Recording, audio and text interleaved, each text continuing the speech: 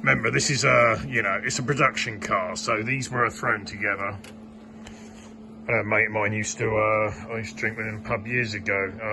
Hello Alan, if you're watching, but if he's still alive, I don't know. He used to work in the Ford Transit factory, and he said one of his jobs, he worked there for like 20 odd years, and they would, yeah, so I was saying, yeah, he worked for about 20 years, and he said one of his jobs, he worked on time to time, he worked in all the jobs, you know, screwing the wheel nuts in, the doors, interior, blah, blah, blah.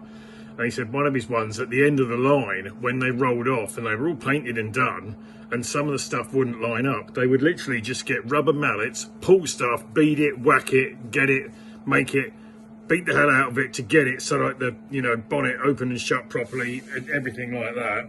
And if it wasn't, you know, if they couldn't beat the hell out of it and just get it nearly there and send it on its way, then they would have to be rejected and go back for repairs or so. But yeah, he said they were really brutal with them at the end, the ones that didn't sort of fit, but generally they were all right.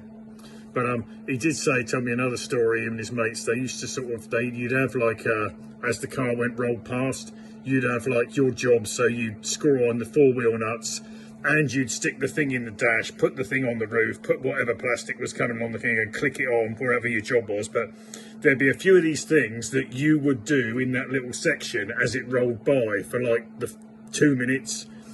And he said once they got to know each other's jobs, you would do your job and your mate's job next to you, meanwhile, while they would just sit down and read a book. And then after like 40 minutes, you'd swap, and then you'd do two jobs at once. So they sort of worked out a little sky.